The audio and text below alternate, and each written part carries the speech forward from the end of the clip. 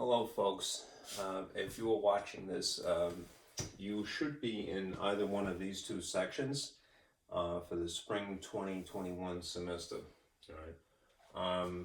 Do pay attention to this, please, when you're creating your MyLab account that you might have heard of, because you should, if you're in section INC, make sure that you are linking accounts to that. And similarly, if you're in INA 24, when you create your MyLab account, make sure that you're identified with that. Okay?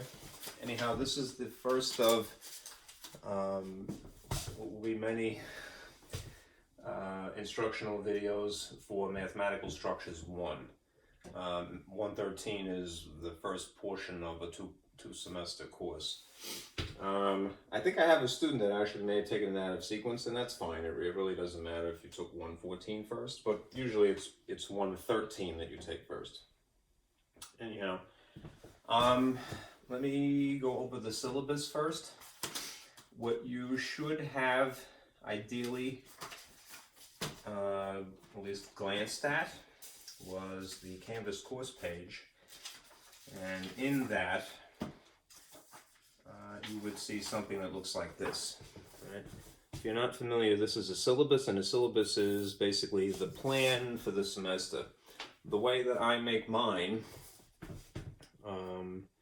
is I make the two most important pages the very front and the very back, right, which is a copy of the calendar. And in my opinion, those are probably the two most practical pieces of information that you can glean from reading this. Anyhow, the only difference really, well, the main difference, again, if you're depending upon if you're in MAT-113 INC, is that you would have a page that's labeled as such here. And I have this purposely not stapled. And INA looks like this. All right, if you were in INA 24, you are technically in the lab 090. All right, there is a little bit of information pertaining to 090 in here as well. Anyhow, let me go through this with you. All right, I'm going to probably close my window blinds now and show you a projected image. All right, I have a little camera here. Let me see if my projector fires up correctly and whatever adjustments I need to make to the lighting.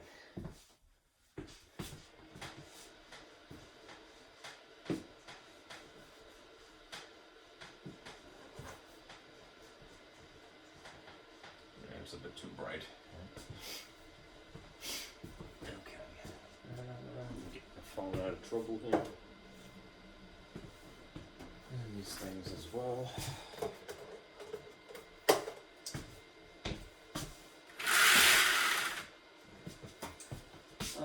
Still not too bright.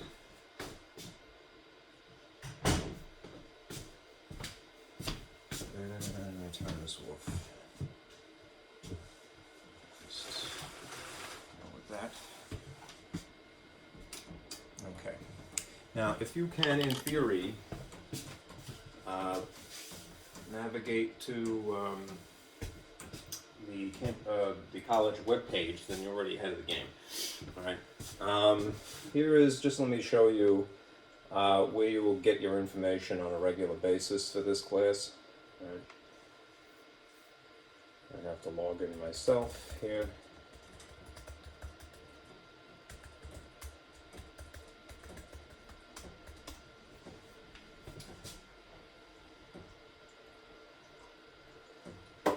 Your view of the canvases should be a little bit different, but I'm just going to glance in here at 013. Basically, the way that I have this designed is that immediately upon entering, you should see access to the syllabus. Which again, please do print this out and read through it. Again, the first page and the back page minimally, because that is really the most important, pertinent information. All right. Anyhow, you would get that here. All right. And if you're ever curious, where we ought to be. As for example, today, Tuesday, the 26th, I'm going to make this regularly a Tuesday-Thursday sequence. And if you're in 090, potentially a Friday. Today we're going to cover an intro and section 1.1 and 1.2. Right? On Thursday of this week, we should cover 1.3 and 6.3. All right? That's where we ought to be throughout the semester. All right? I did post this morning in announcements, and that's really where you want to look regularly. I'll have the date and what it's about. The only thing that hasn't been uploaded yet, and I've kind of put a note here, is the link for the actual video that I'm recording now, because I have to upload it still naturally. But if you go through announcements, same as if you went through pages that is off to the side here, the packet of information that you would see relevant for today, and here's an actual physical copy of it, all right, could be accessed from here. Okay, so you don't necessarily have to print everything, but this is what the packet looks like for today. This is the front page, and I'll go through this as we get into the discussion. All right, let me finish talking about the syllabus first. All right. Here's where the link is for pages. All right. Any of the tables or diagrams that you would need would be there. All right. And you can either just open them up, or you can download them and print them. All right. Back to home here. I happen to have this saved on my desktop, so I'm gonna open this up here. Let's see. PDF. This one should be fine. Okay. Alright, it's a little, my camera is a cheapy $60 projector, so it's not that sharp, as you can see. But I hope it will suffice. Alright. Let me see if I can maybe minimally make this a little bit clearer. The keystone, mess with it too much. Alright, anyhow, this is the textbook if you would like a physical copy. Right, this is the 10th edition of A Survey of Mathematics, right, by Angel, Abbott, and Rund. We're going to cover chapters 1, 6, 10, 2, 5, 9, and 11 through the semester. You really don't need a physical copy, of course. More likely what you'll be getting is the EBook, right? Since you're really obligated to establish a MyLab account, all right, which is where you would do your homework primarily, and this is the code that you would need for if you're in INC. They will come with an ebook, so you'll have access to that if you want it actually to read, which is cool. All right. As far as the calculator is concerned, all right, this is the sort of calculator that you would be needing. It's a $10 to $20 variety calculator, otherwise known as a scientific calculator. You notice that it is not that wide a screen by comparison. All right. Anyhow, it's the TI-30X. All right. We would need this mostly towards the end of the semester. All right. But it's good to have. All right.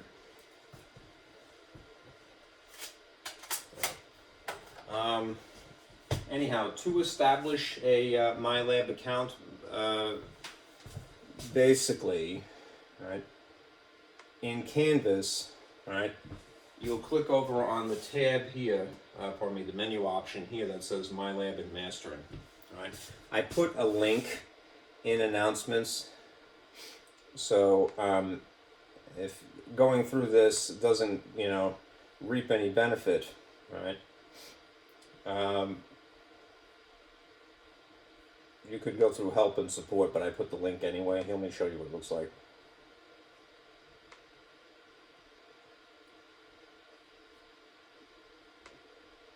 This should walk you through the process. Right? Clicking on this, and you can purchase it probably directly from them. If you have it through the bookstore, that's cool, all right? But just please, whatever you do, all right, go through Canvas in this process of establishing the account. All right. I also linked in that same message this page, right, which is instructions from maybe a couple of semesters ago. I don't think anything has changed, but this is a description also of how to establish an account. All right, or if you happen to have one already, you know, just linking it to our particular class. Okay, that's the most important thing. Right? Again, that's where you would do your homework on a regular basis. Okay. Let's see. I'll go back to here. Just scanning through this. What I want to do, get rid of the sidebar here. There you go. Okay, that's a little bit easier to read. Here is the work, basically. As you can see, even superficially from this pie chart, all right, your homework assignments are the mainstay of your grade, all right? I have tests written already, and I have a final written already, all right? But this is where most of your grade will be, you know, calculated from, right? It's 50%, so you want to make sure that you have an account in MyLab, as that's what the assignments are. All right, and that you do them sincerely, because otherwise you will not benefit anything from this class. All right, here's the grade scale, all right, as it translates to a letter. Let's see, here's a description, no instructions, some of this is formality. Let's see. Most importantly, all right, if you want to know what's going on, aside from you can look at the calendar, check course announcements, get in the habit of doing that regularly every Tuesday and Thursday. All right, because that's the schedule. All right, what you see in green on the calendar, again, is the section numbers as they would appear, again, in the textbook. All right, whether it's the e-book or the physical copy of it. All right, the final exam will be on Tuesday, May 11th. All right. Let's see. Here's a note about attendance. Please read that. And a note about extra services. Probably most important, I shouldn't say that really, but what is important is you if you need to, take advantage. All right, we have our food pantry, and we also have counseling services. You do have to go to the campus, of course, for that, but hey. This is the general 29 or 28 day schedule. All right, and this is the same information translated, just using the section numbers.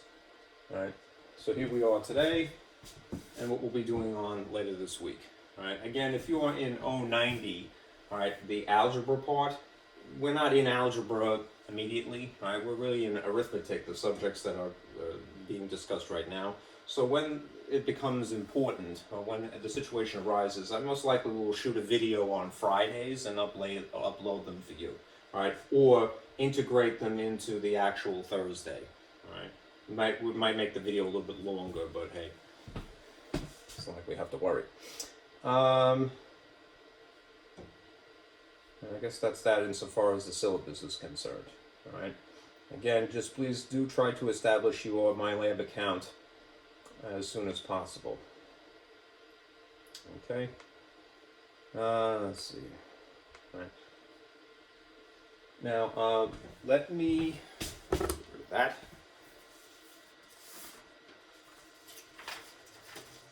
Let me show you the packet. This will be a regular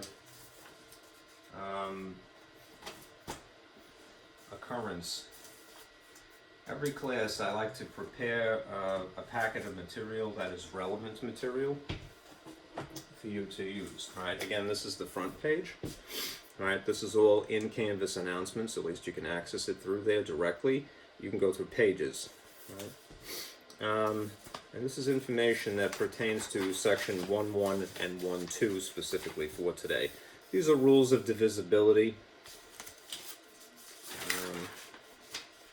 These are some examples. They're word problems. I left the solution as they would have appeared because I'm not sure whether you will see this video or not. I hope you will. All right, but whether you watch you watch me or not, you just certainly can, decipher this, right? Let's see. When we get into rounding, it will be important to know place values by name.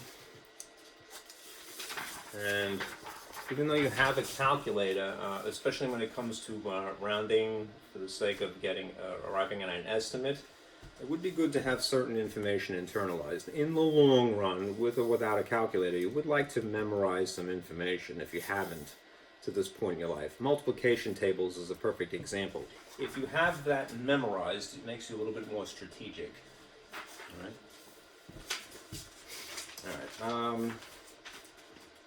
And I'll discuss these as we go through it. Here's a page describing rounding as a process. Okay, and that's that. Let me get into the actual material. All right, right now, you can print that at your leisure, and we will start. All right, let me put this away. It's gonna get in trouble over here.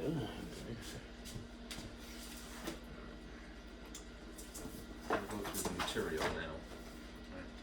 Probably gonna have to turn off this camera on and off, and open the blinds and so be it, but whatever. Okay.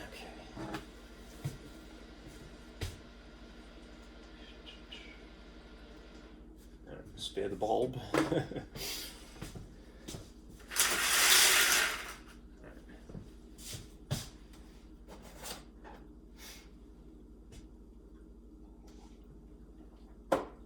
If you are so inclined, maybe separate out in your notes the first page a little triangle like so by folding over the corners. This is for chapter 1 where we're starting. All right. Chapter 1 is about critical thinking. All right. Some of this is more theory than it is practical information, but just to clarify, I like to draw little diagrams. Okay. Now let's think about thought processes. And this will be for section 1.1 to start with.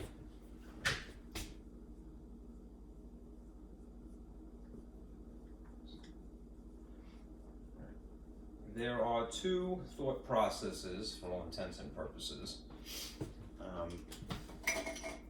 Inductive reasoning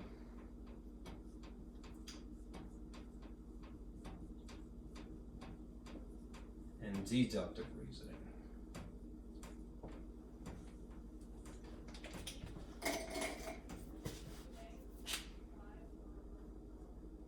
One is not more important than the other, but they coexist.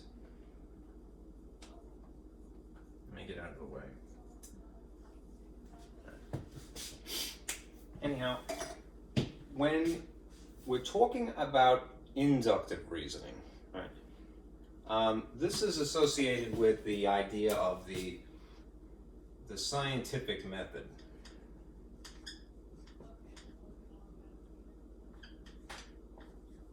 Hopefully green is visible. Let me check the camera here. It's okay. All right.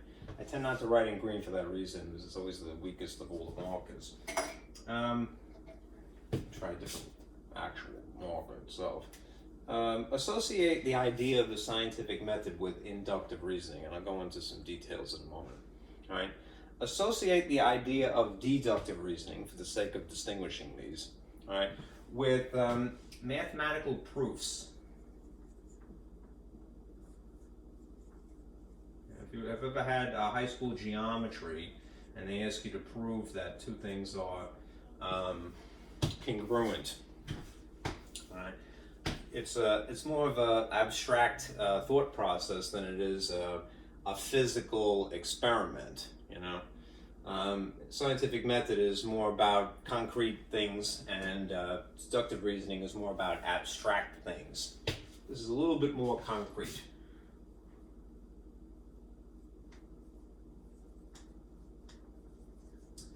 This is more abstract.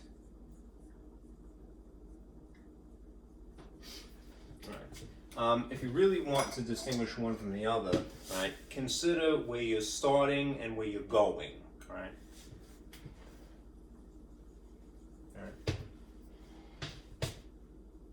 put this in two different places, where you start in the thought process and where you end up, the goal or the outcome.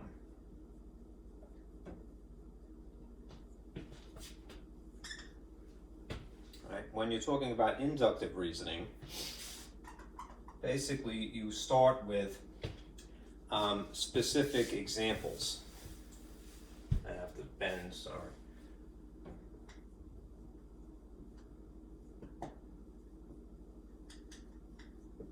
Right. Or observations, to borrow a phrase.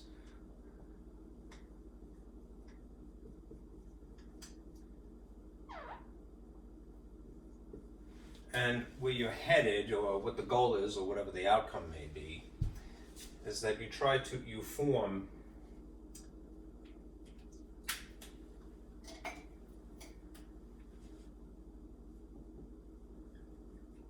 a general conclusion.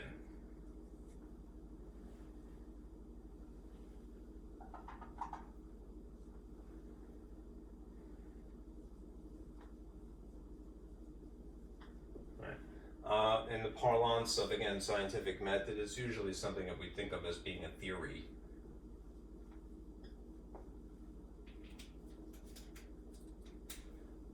The general conclusion is a theory, the specific example is an observation. Right. Again, keeping with the idea of, for the sake of distinguishing one from the other, think about where you're starting from and where you're headed, where your end or goal or outcome would be.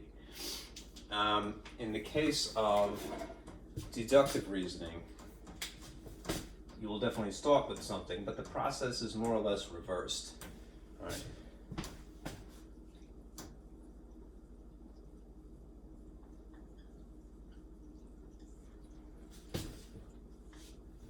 What you start with in this instance is with a general statement.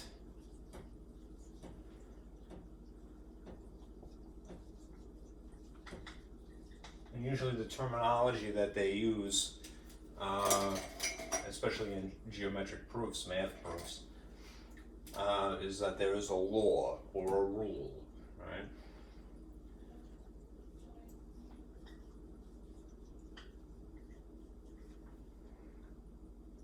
Right, or technically a theory. Right? And what your goal is, in this instance, again, it's the opposite sort of train of thought, really headed in the opposite direction, right? The goal, the outcome is that you would form a specific conclusion.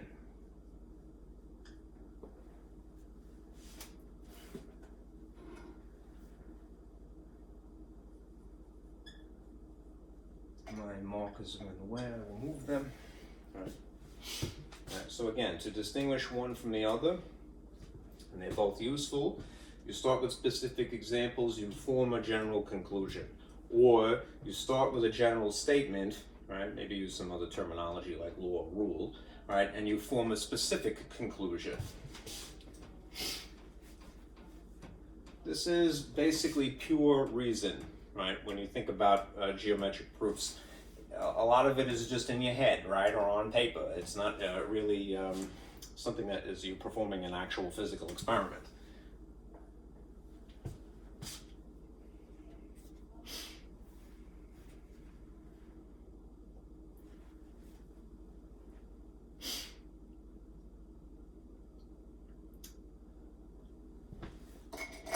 Anyhow, what's practical about inductive reasoning, right, is that a person can use this process to make predictions.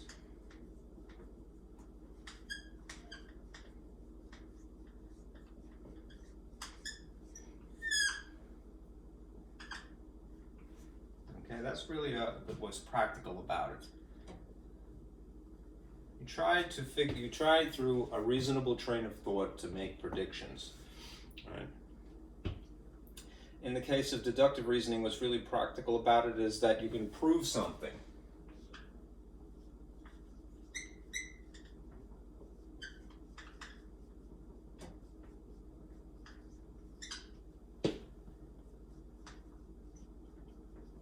prove that something is true through pure reason.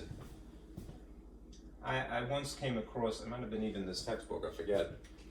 I thought kind of a clever way to distinguish these as well, right? And at least if you're familiar with Sherlock Holmes and maybe classical philosophy. Inductive reasoning is more like, you know, Sherlock Holmes. Right? Deductive reasoning is much more like Aristotle's way of thinking. Aristotle was a real person, of course, whereas Sherlock Holmes was a fictional character. But I could say Sir Arthur Conan Doyle, but I think it would probably be easier to just affiliate the concept with the character that at least is in the public consciousness. Right? It's funny how the character is more famous than the author, right? Oftentimes. It's like Spider-Man, right? Suppose. Get that out of the way. Okay. Anyhow, this is an overview that I like to do, and hopefully it is helpful. I'm going to reiterate it as we go through some problems. But you want to distinguish one from the other, all right? They are both useful, as I mentioned, for making predictions or for proving something. Right? You start with a specific example, you form a general conclusion. That is inductive. You start with a general statement, you form a specific conclusion. That's deductive.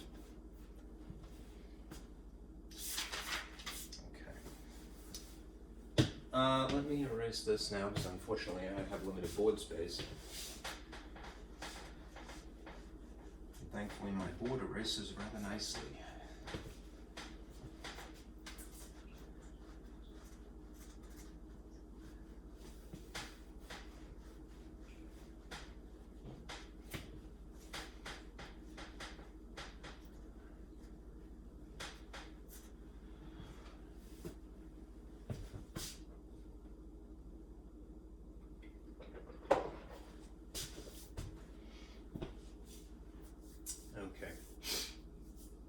Let me remind you of something. All right.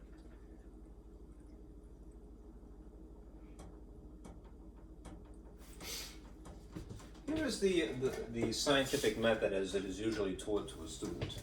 Right? I'm not going to defy this either. This is perfectly fine. But just for reference, I'm going to write it here.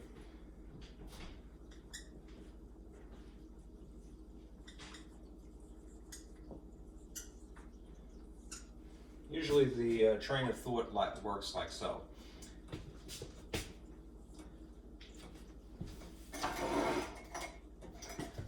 You start with an observation about some phenomenon.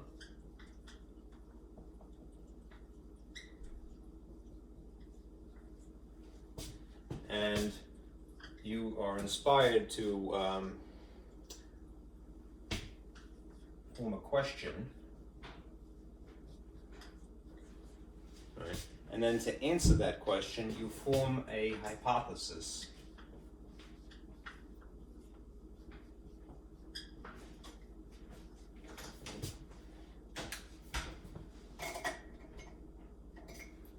The hypothesis in theory, I shouldn't even use that word. The hypothesis is then tested, all right? And in order to test it, an experiment is formed and operated.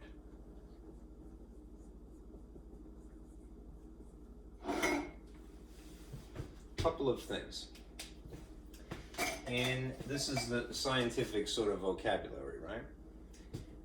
Math people, instead of saying hypothesis, have a tendency to use this phrase, but they're the same thing.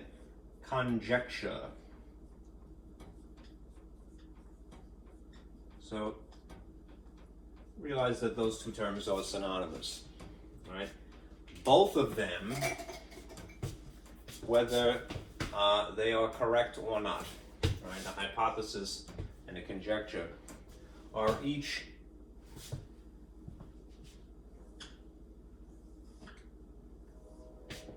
temporary answers to the question. right, or the statement.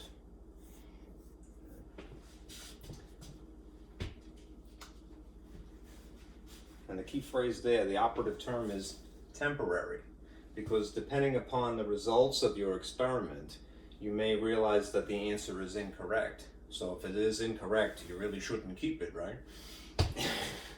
So it's temporary. Often what happens is that this is a cyclic thought process, right? So you have you start with an observation, and then when you get to the point of having run an experiment, you make observations again, right? And it may prove or disprove your hypothesis. It may prove or disprove your conjecture, right? This is testing the hypothesis. All right. That's the whole purpose of an experiment.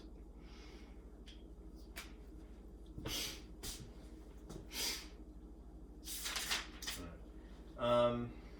Let's see.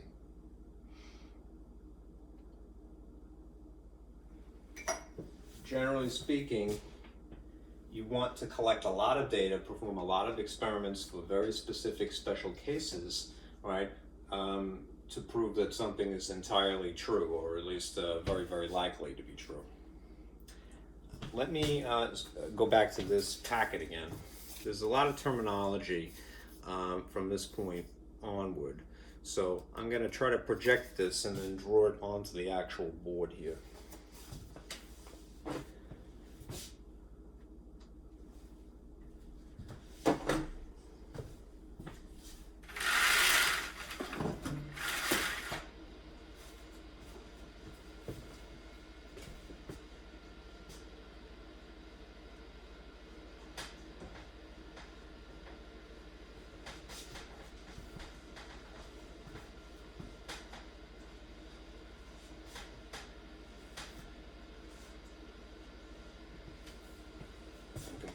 Sleep, and yeah, no signal. Okay. Looking good. Okay.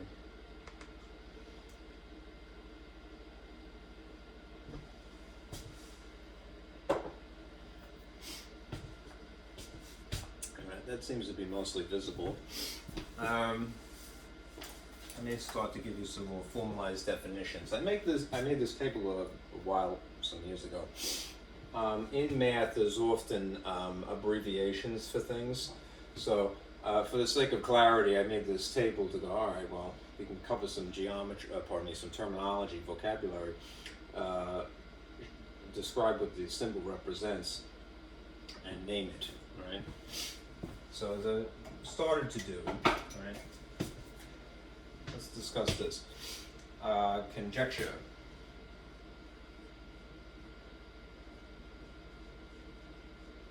Right, there's no abbreviation for that, really.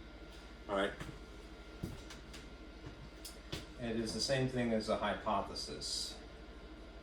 I'll get out of the way in a moment. All right. It is a prediction. Right. We might say a temporary answer.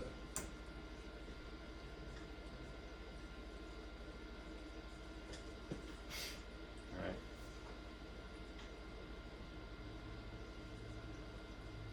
Based upon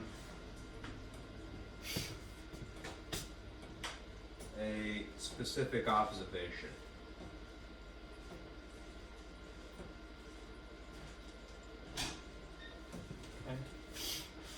Now, what's interesting is this phrase, counter example.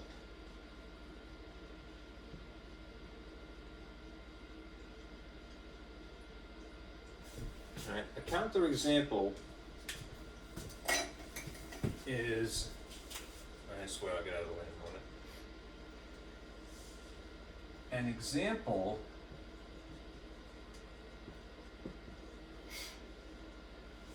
that proves a conjecture false.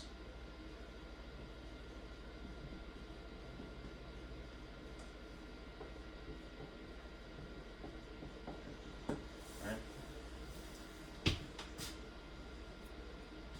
best thing about it is that it only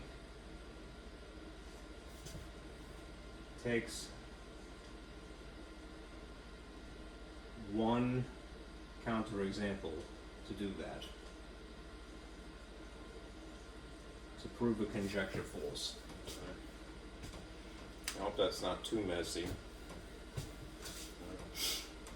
Here's an example. I'll put it up here just not to move the slide.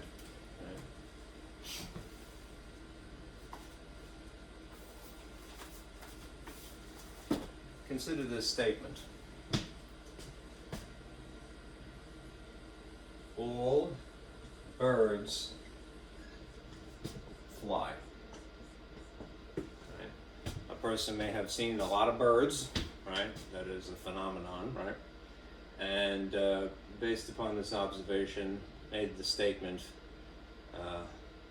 well, all birds fly. Right? And superficially, that might be pretty reasonable, right? But is it true, though? Right? Can you think of one counterexample of a bird that doesn't fly? Because if you can, then you prove that hypothesis, that conjecture, that temporary answer that is based upon a specific observation, right, false. Right? Penguins do not fly. And that is the counterexample. That proves the conjecture false, right? Penguins are technically a bird, right? And one could say, well, they sort of fly, you know, they fly through the water, right? They swim, right? But it isn't technically the same thing. It's a different fluid of choice, I guess. Anyhow, that is an example of a counterexample, right?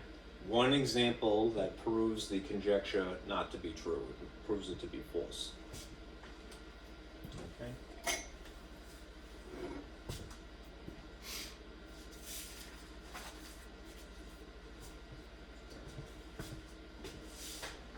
Moving on.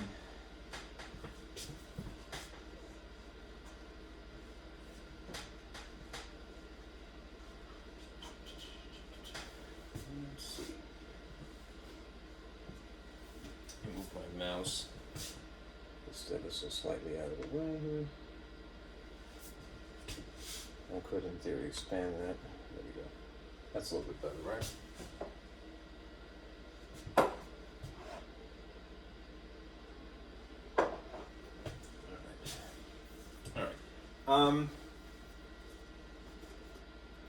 Let's get into some more math terminology.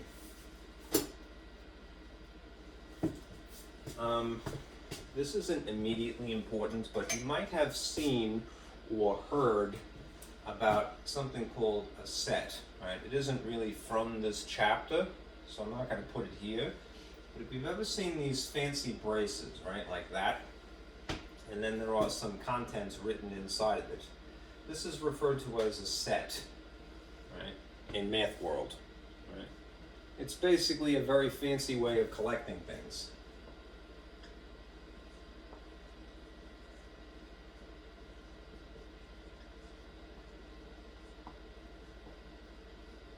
Right, in math world, right? The happiest place on earth, by the way.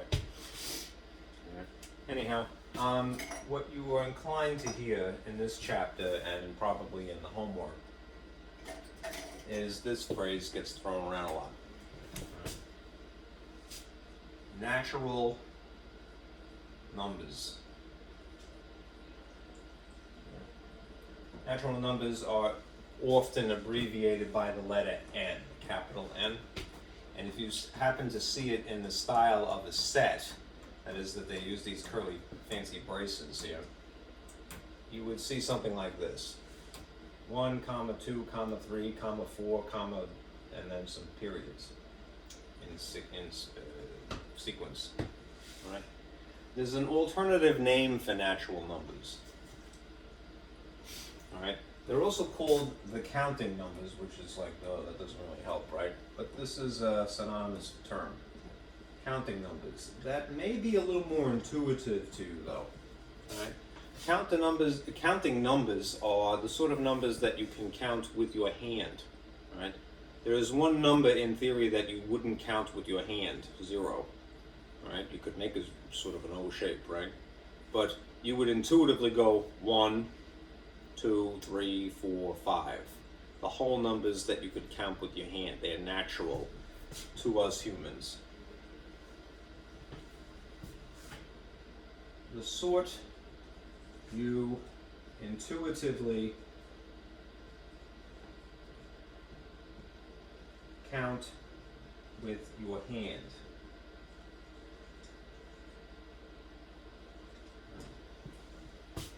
Even the word digit comes from Latin, which is the 4-finger. All right. Now, to explain some of the parts here, these dots that you see, they have a name too. All right. These are called ellipses. At least if you see a set of 3 of them, a sequence of 3 of them. All right. And this is used to indicate that more follows without having to write that.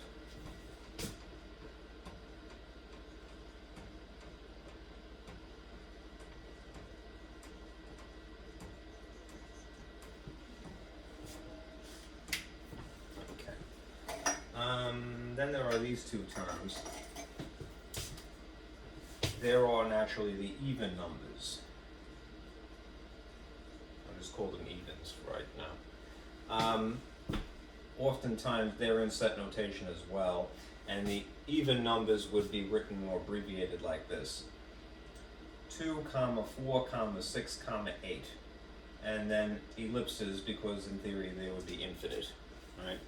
10 is an even number, 12 is an even number, 14 is an even number, but you don't have to write all of them, and it would be impossible to account for all of them anyhow. We use this really to describe the infinity that follows.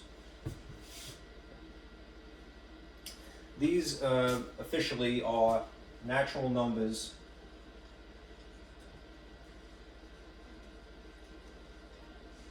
divisible by 2.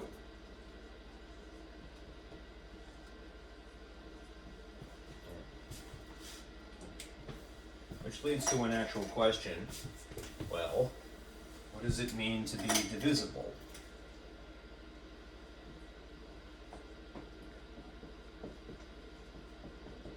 There's no abbreviation for this really, but oftentimes you will see something like this. Divisible if when A is divided by B, the remainder is 0.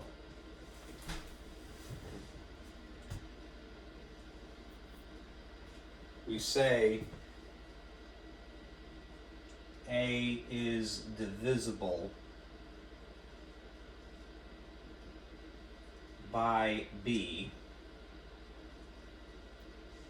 if the remainder, this is redundant of me, I'm sure, is 0. You might say, as long as you really truly know what it means, when 2 things divide nicely, you say that they're divisible. Right? Before I get to the next thing, let me point at the packet. Immediately underneath this page, that is again downloadable and printable, is the list of rules of divisibility that in the long run would be practical to know. I'm sorry the copy is a little bit blurry itself, but you could tell that you could divide by 2 nicely. That is, that you're going to get 0 as a remainder, right? If you're dealing with an even, right? There's a rule for 3, which is more complicated, right? A rule for 5, which I think everybody probably has some inkling of, like, well, you know, you could divide by 5 nicely.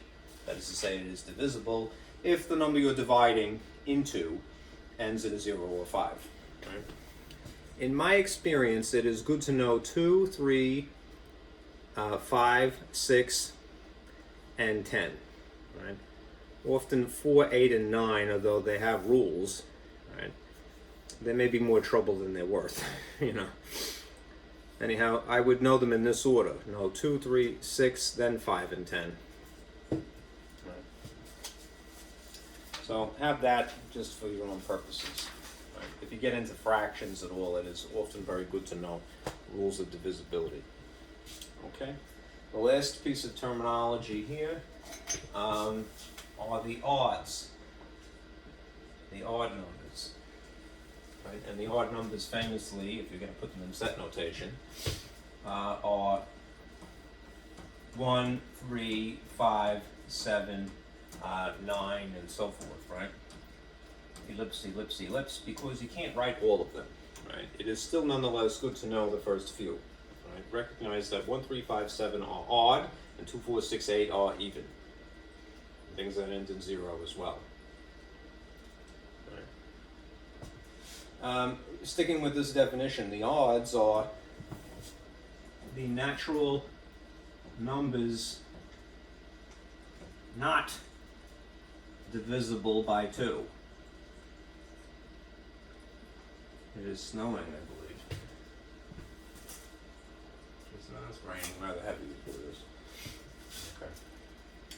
Alright. When you get some homework questions, they might, and the reason I'm really bringing this up is that they might assume, right or wrongly, that you know you can recognize these things, right? At least now that you have a reference.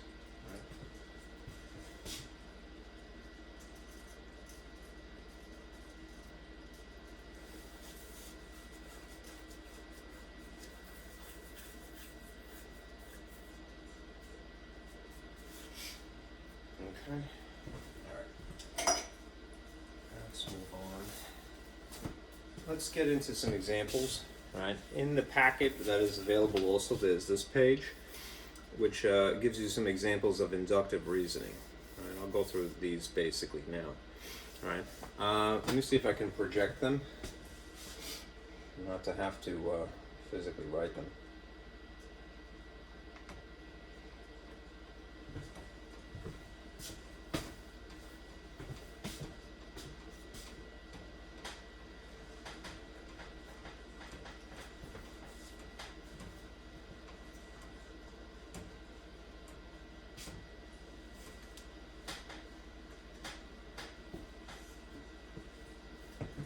Might be a little difficult to see. Let me see if I can minimize that. Okay.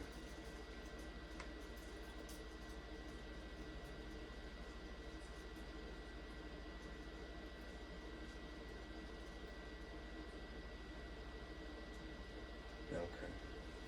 All right. If two odd numbers are multiplied together, will the product always be an odd number? You know what? I think I may have to ditch this because I can't write on the space. There's too many stars. All right. So I'm gonna get rid of that. And I will turn this off again. Space is lovely, but it's not good to write on. Okay. I'll just abbreviate. This is an example of using inductive reasoning. Let me put that there. Okay. Essentially, if two odd are multiplied, will the product always be odd? If you are going to employ inductive reasoning, then consider a couple of things. Right? The conjecture, you don't really have to do this, but just to reinforce what we had been talking about, we, the royal we, the conjecture / hypothesis, because of the nature of the question,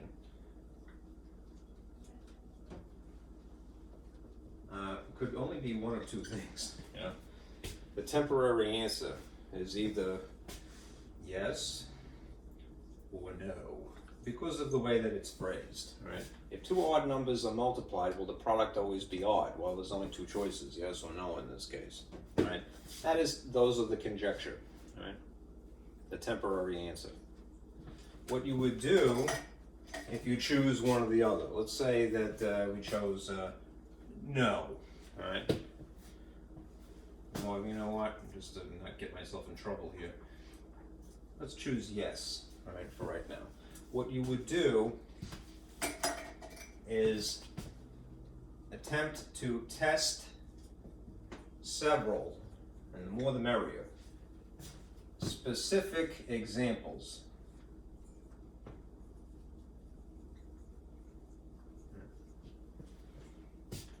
And that will either confirm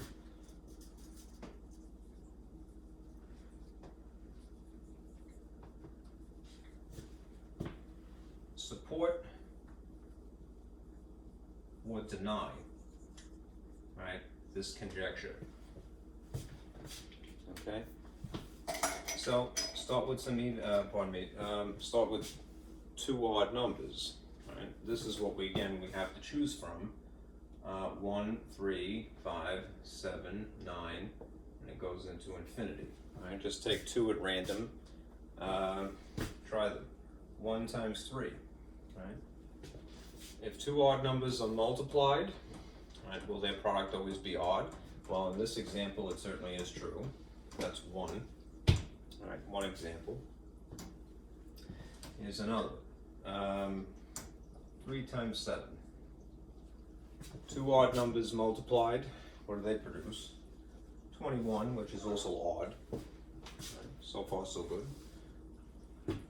5 times 9. 45, also odd, because of its ending here. And here's try another one, running out of board space. 7 times 11 is 77. Right, that is certainly odd as well. Right? Indeed, they all turn out to be odd. Right? So the conjecture so far seems to be correct. One could infer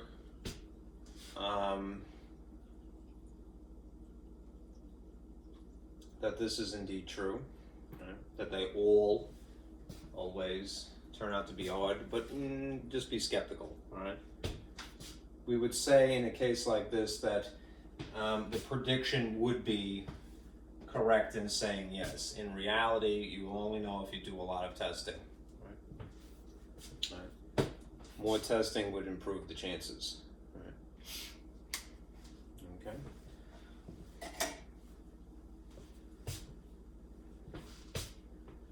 Let's try another one.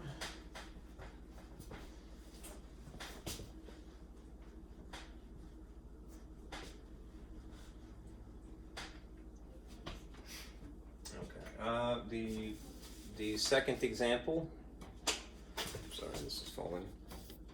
Number 2 here. I'm going to sort of be concise here. Hypothetically, if one odd and one even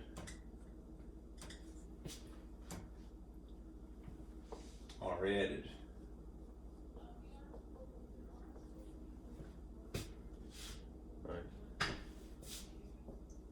will their sum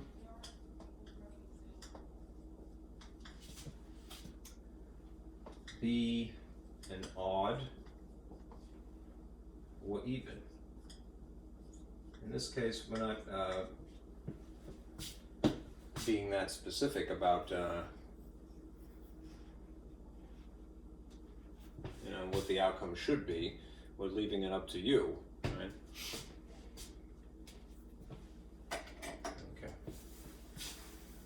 So we're going to try to test this, right? We'll combine one odd and one even, right? Test it. Test to see. Test specific examples.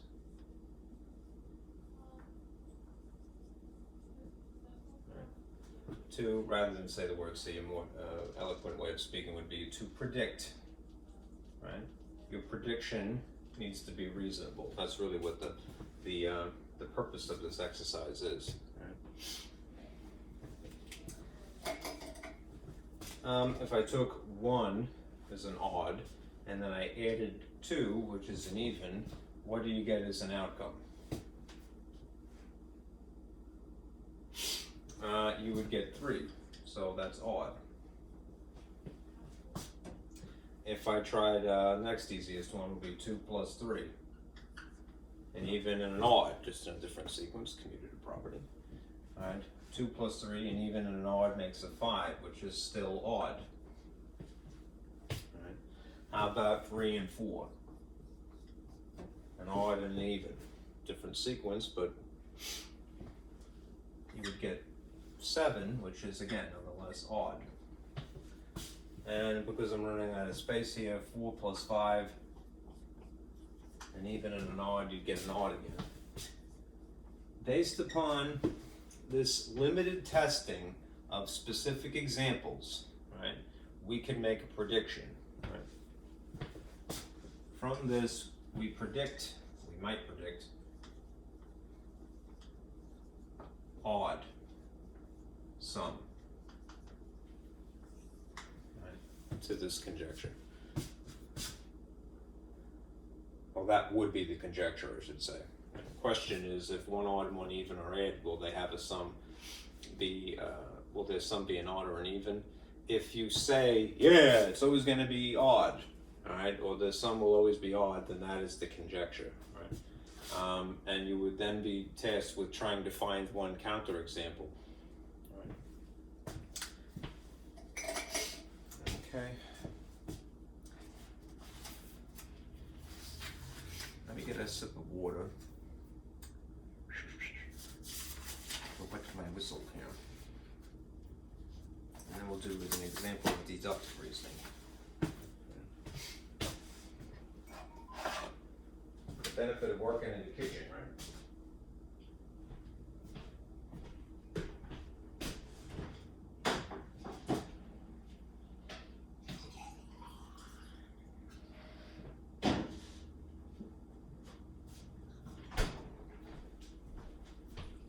I feel like my teeth are clashing a lot. I had some cavities filled a while ago. I don't think they're quite even anymore. Alright, now if you look in again the same packet, as an example of deductive reasoning, I'm going to skip over 5 because it really is incorporated in 6 and go straight for this. And I'll try to abbreviate the description.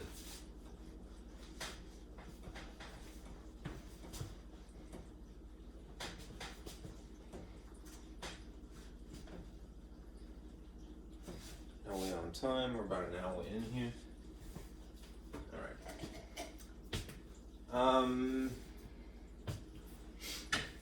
Using deduction is an alternative way of saying this. Instead now, right? Prove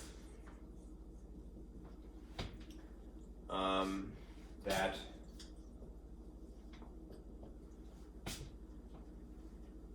step number 1,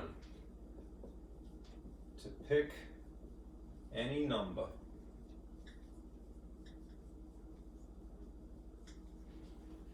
and then step 2, multiply by 4. Step 3, add 2. Step 4, divide by 2. And step 5, and then subtract 1.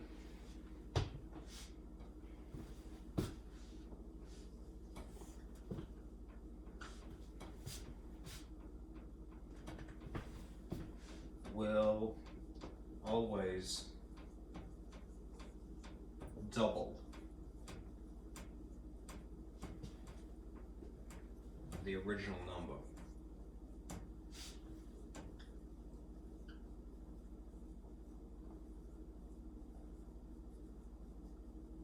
Now again, just to reiterate the point from before, if you're choosing deductive reasoning, right, you are going to start with a general statement, and then you may use it to to prove a specific case.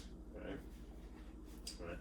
Now, when you do that, again, it's more mathy, for lack of a better phrase, than it's more abstract, right? Than say inductive reasoning, which usually is a more physical activity, right? An actual experiment.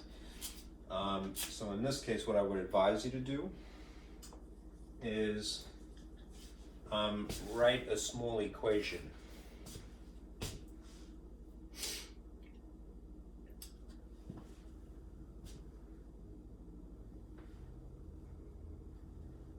Begin with a general statement. The general statement in math world is an algebraic equation. So based upon this description, I'm going to write a small algebraic equation. And I want to see if I can get this to be true. Right? Right, that the situation will always double the original number. I have to erase a little bit, so forgive me. I'm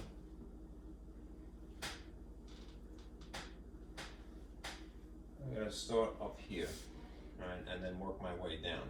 And you'll see sort of the thought process unfold before your very eyes. If you're going to write something in algebra usually incorporates a letter, right? An intuitive letter for number might be the letter N, right? I personally like X, but let's stick with what is intuitive. N for number, right? To be perfectly general, right? What's a nice abbreviation for 4 times N? Right? It isn't wrong to write it as N times 4 using the standard multiplication X, but if you're being more algebraic than, say, arithmetic-minded, you be as concise as possible. So a more concise way of writing this would be to go, all right, well, this is really 4 times N, right? Even without a dot in between, right? Then you would add 2, according to the description. So this would be 4N plus 2, right? And then you would divide by 2. Now there's a couple of options insofar as division is concerned. You could, if you want, to encapsulate this 4N plus 2, or what I think is more practical, just simply write a 2 underneath a line like so. And then the last thing is that you would subtract 1. So the very end of this would be 4N plus 2 over 2 minus 1. Right? You could always simplify later, but that is the essence of this verbal description. This is the mathematical description. This is the mathematical interpretation of that description. I'm going to erase again just because I need the board space. So I'll put that up here. We have this established so far. 4N plus 2 over 2 minus 1. Now, again, we're trying to form an equation here, so there's a symbol that needs to be incorporated, and that is an equal sign. That separates out the left side from the right side of an equation. Basically, this is an expression, and then there will be something else over here. Second expression in tandem is an equation. Expressions are more or less the building block equations of the whole house. You know. All right. That's this over here. We'll always double the original number. Well, if I chose N to be a generalization of number, right? What is double? It's a funny way of speaking in English that implies 2 things simultaneously, a digit and an operation. When you double something, what are you really doing? You're multiplying by 2. So a more concise way of saying N times 2 would be 2N. And now you have an algebraic equation.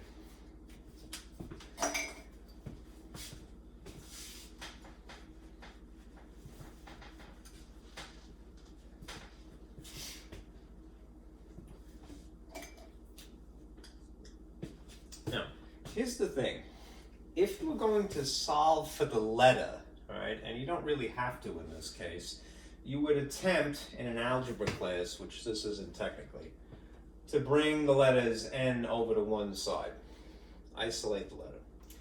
If you're trying to prove something, though,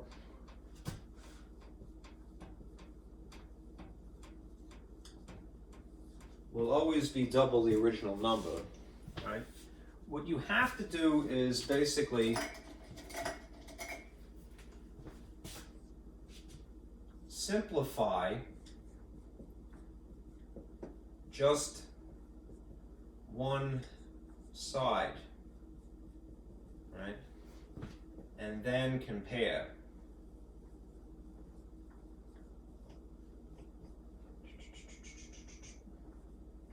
If, again, the equal sign separates the left side from the right side. All right? We're going to try to basically blend all of this junk together and see if at the end, going as far as we possibly can, that if you get this to match, right? Hopefully match.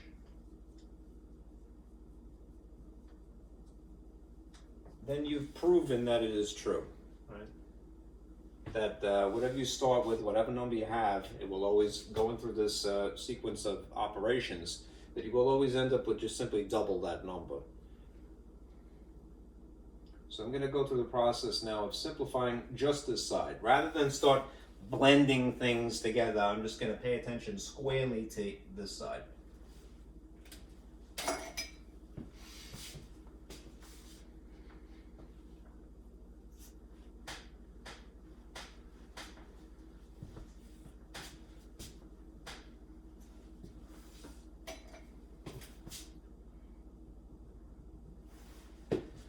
There's a couple of different ways to do that.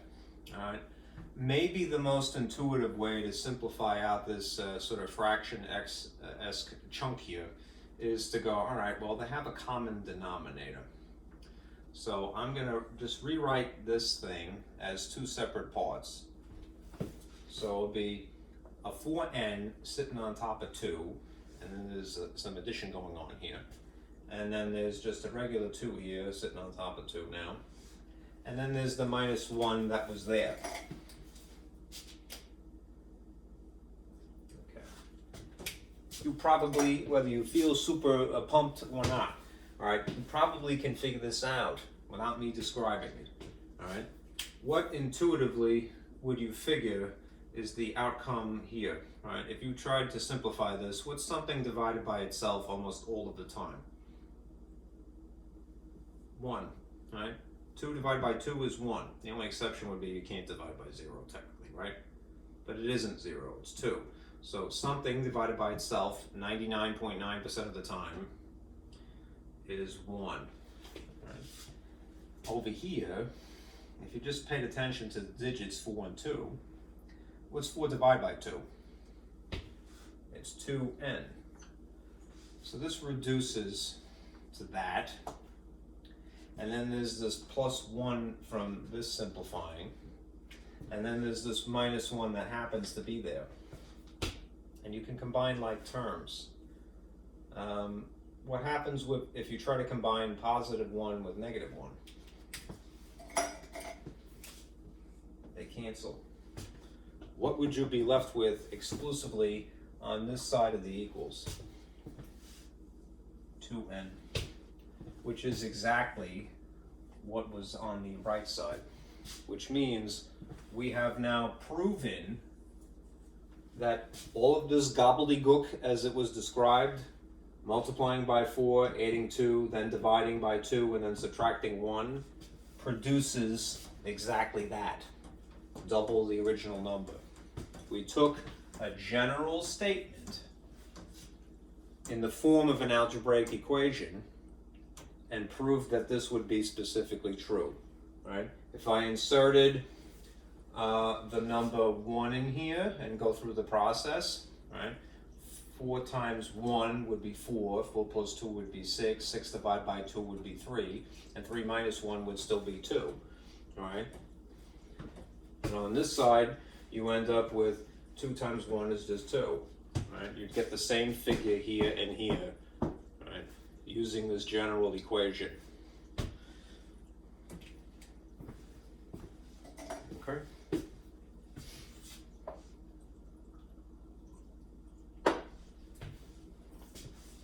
Don't be intimidated by anything. Okay. This will all come in time, and some of it may be, you might feel rusty, but no one's going to yell at you. All right.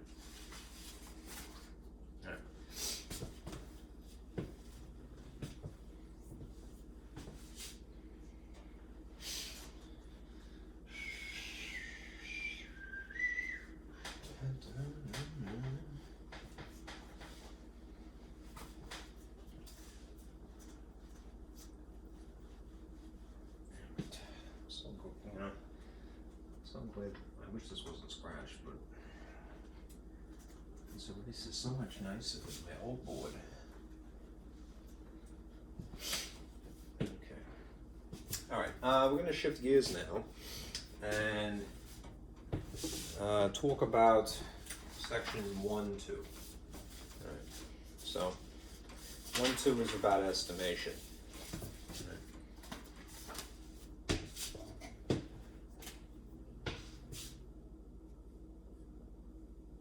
Again, I like to give you an overview.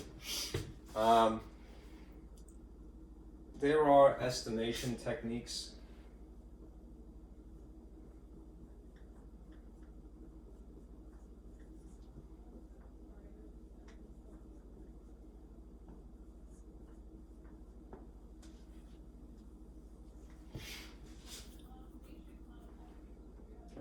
Incidentally, I'll put a little thought cloud here. An estimate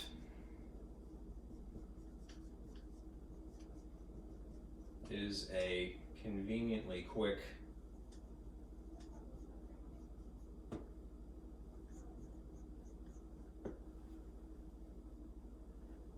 answer that is reasonable.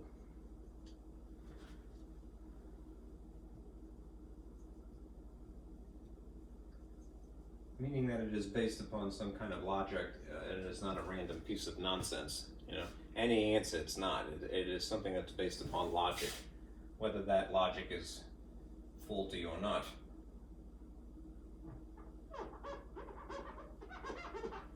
Okay. If you're trying to arrive at an estimate officially,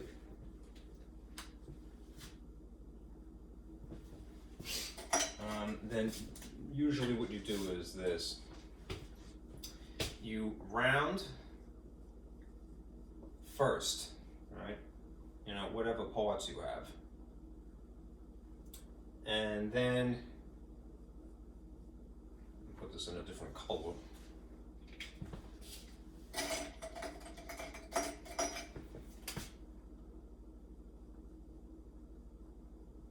You add, subtract, multiply, or divide second in that order.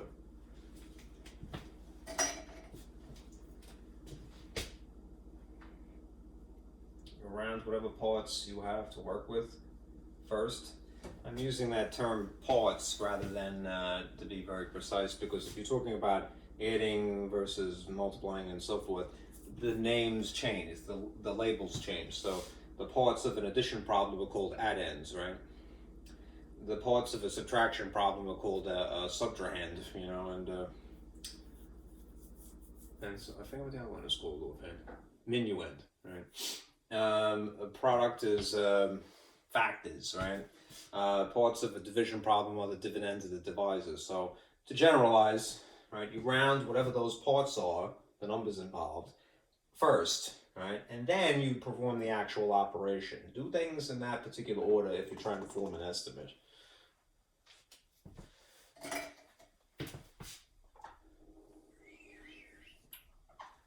Hopefully that's visible.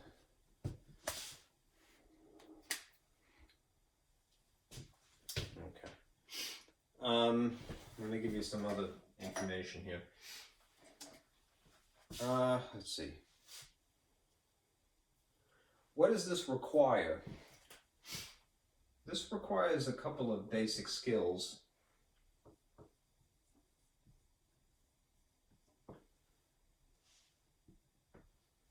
It requires, let me bend here, knowledge of place value,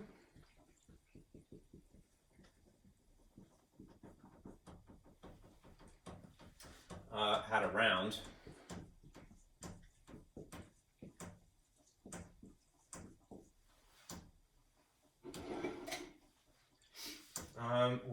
would be multiplication tables.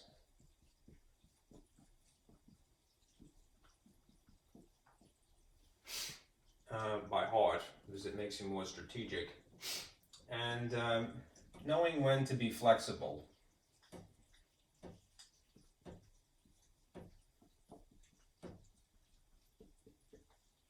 Mentally flexible. Because you will learn the formal rules of rounding. And I would stick with that, especially early on. But when you get into division, and we're talking about an estimate, which is not an exact answer, the rules kind of get bent a little bit, right? So that's what I mean by being flexible. You know, you tend to be more strategic than you are rigid, rigidly conforming. You know. Anyhow, that is why in this packet I've included this. All right, you probably know this anyway, but if you're a little rusty, all right, know your place values, all right, what they're called, because if they tell you, all right, well, strategically we're going to round to the 10th place, all right, you would need to know to look here in respect of a decimal point, all right. As I mentioned, it is also very good to know your multiplication tables, ideally by heart, because if you know them by heart, and yes, I know you have a calculator, it makes you more strategic. The calculator can't be strategic for you. You know? If you ever want to memorize something, I kind of threw this in here. This is the way that I was taught. I'd had to memorize something, whether it's multiplication tables or spelling words. You would physically write the table, you know, product over and over and over again, right? The redundancy helps you remember it. Right? You don't have to do that now, right? And then there are rules of rounding. We're going to go into this in a minute. All right. Now, as a little bit of side strategy here, I don't want to use green. I reluctantly will use green. For problems that are the addition or subtraction type of problem. And I'll see how well this is visible. Is it visible? Looks like it's okay. We're talking about an estimate involved in an addition or a subtraction problem. How you might deal with that may be a little different than how you deal with, say, a multiplication or division problem.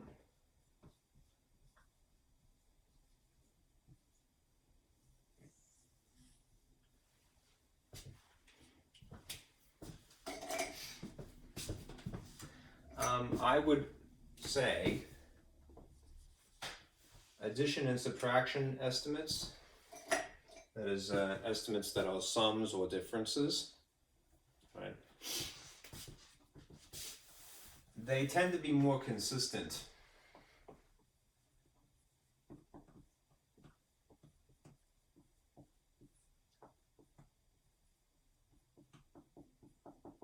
Meaning that the parts that are involved, the subtrahend, the minuend, the addems, whatever you're dealing with, right, they tend to be rounded to the same place value.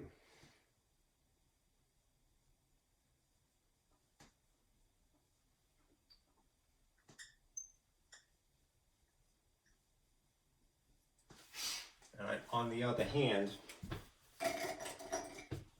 when you're talking about a multiplication or a division problem, these tend to be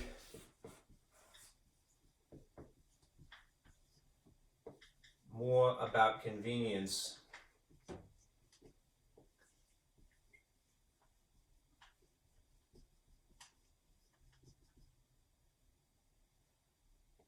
than and consistency.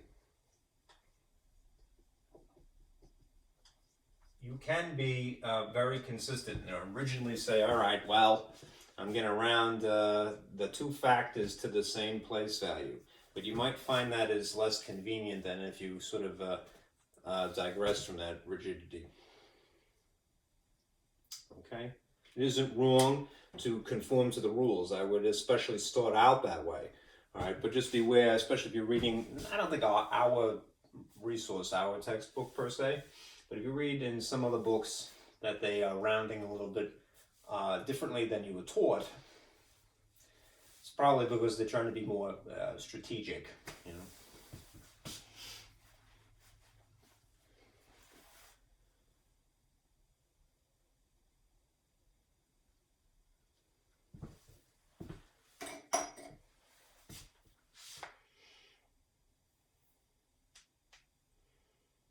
When you estimate, the degree to which your approximate differs from the exact answer depends upon how you've rounded.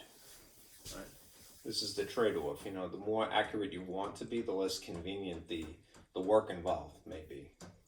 If there's a small difference between the approximate and the exact answer, then you have a high degree of accuracy. Let me just include this over here. An answer that is an estimate is also known as an approximate.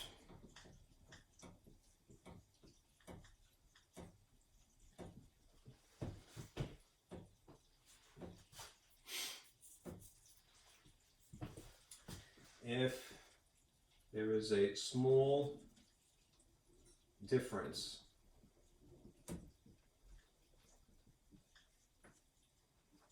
between the approximate and the exact answer to a problem, right? Then there is high precision, high accuracy.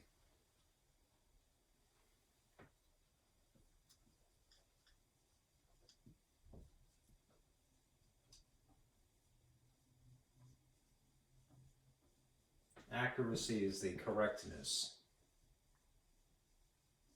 for lack of a better phrase.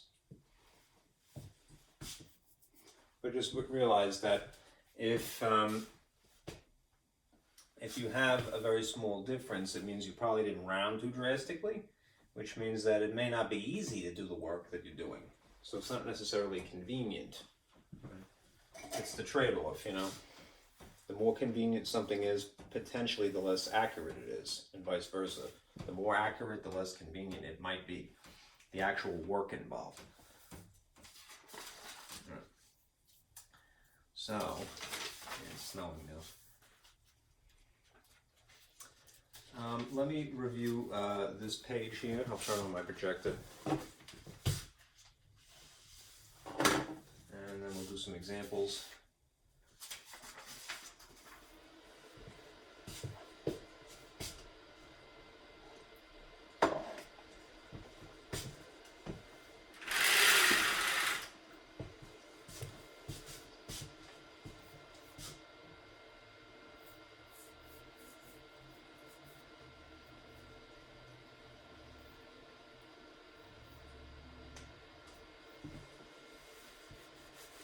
Let me erase this.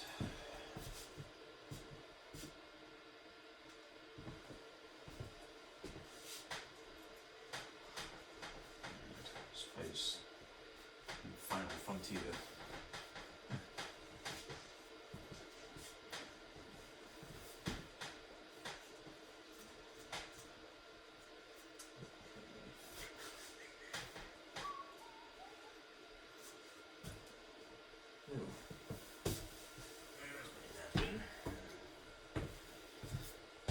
Okay, here's a summary of rounding. You already intuitively know how to round, that's good, right? But this is a process that I use personally as best I can describe it, right? And this is the formal way that a person should round, all right? these rules that you see here and here, right? I've sort of thrown in my own little thought process as well. If somebody tells you round to the 10th place, underline the digit that is sitting in the 10th place, right? And then circle the number that is immediately adjacent to it. I'll give you a couple of examples in a minute, right? Based upon the circled digit, if that digit is 5 or greater, meaning 6, 7, whatever, right? Then you increase the underlined digit by 1. You don't change this digit per se, right? You will eventually, but not because of this, right? You change the digit that is underlined purposely, right? Intentionally. If the circled digit is 4 or less, meaning 4, 3, 2, 1, then you do change this digit to 0, right? In actuality, in any case, every number that is to the right of the underlined digit, right, becomes 0 no matter what. Okay, that's rounding down, that's the reason why, and this is rounding up. All right, anyhow, you don't have to do it this way. If you find it confusing, then as long as you do something that works, good. All right, but as I go through some examples, I'm going to reiterate this. Okay? And hopefully do it justice. Okay.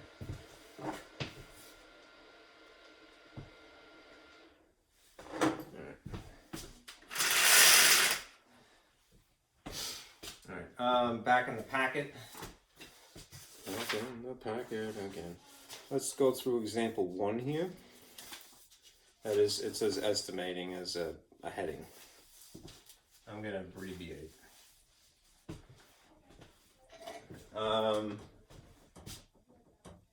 In this example, right, the instruction is basically to estimate this product.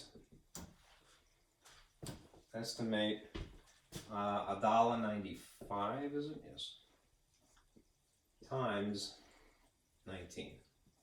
Right. A couple of things to bear in mind. I had mentioned before. Make some distinction between how you deal with multiplication and division problems versus addition and subtraction problems. You want, especially early on, to be very rigid in the rules of rounding, but, all right, just realize that since this is a multiplication problem, you might be more about convenience, right?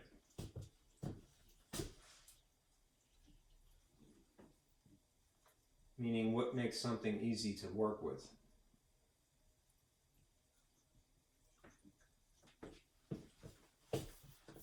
More about convenience than consistency.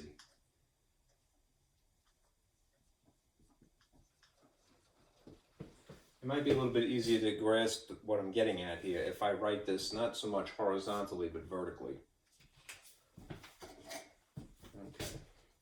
If you have 1.95, which I'm putting on top only for the reason that it is a longer number, it has more places. And then underneath that I put 19. If they don't specify, oh, well, I want you to round this to the ones place or vice or something else, then you kind of have the freedom to decide for yourself, right? Well, to what place do I round here? To what place do I round here? If they don't specify and it is a multiplication problem, take advantage of convenience more so than consistency. Right? Make nice round numbers. Right? In this instance, I'm going to round to the tens place. So I'm going to underline this to tens place rather than tenths. Sticking with my own sort of system for doing this, maybe I'll stick with the same colors. You know, red for underline, blue for circle.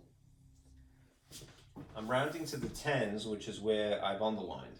Based upon the circled digit being 9, all right, should I change this to 2 or keep it 1 and change this instead to a 0 here?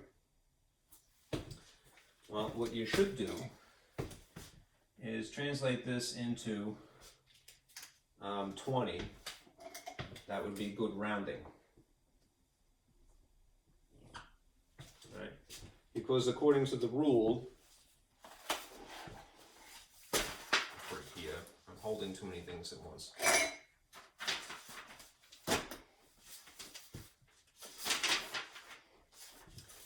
If the circle digit is 5 or greater, and it is in fact 9, then you're going to increase this number by 1. It happens to be just coincidentally the digit 1, but what's 1 higher than 1? 2. Right? In any event, right, in any case, right, every number to the right of the underlying digit becomes 0. So this 9 is then 0. And if you had more decimals past the point here, it would be zeros into infinity. Right? Now in this case, up here, there is no tens place here. So I'm just going to round to the ones place. Again, it's not consistent in the sense that I'm not using the same place values. I'm just doing what works, right? And then again, based upon the digit here, let's see how I would round this. I really should use a different number, a different symbol. The squiggle equals means about equal to. You know, something like that.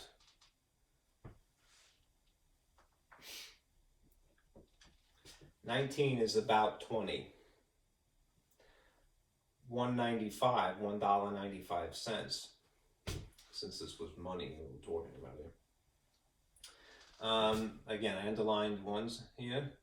Based upon 9, right? It is 5 or higher. It is the number 9. I'm going to change this to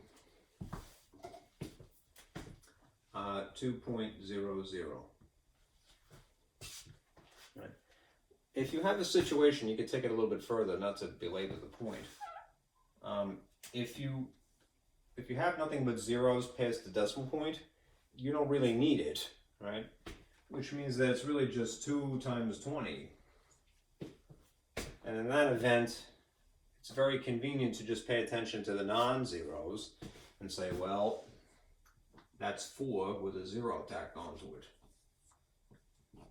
And this is your estimate, or otherwise known as an approximate.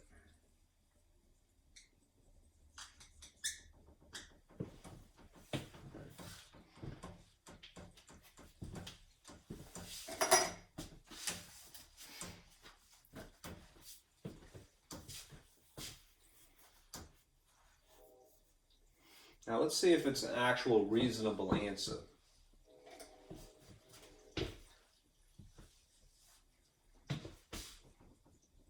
Is it a reasonable estimate? It should be. It has to be relatively close to it. If I did the brute force multiplication, then what I would end up doing here, I'll erase all my scribbles.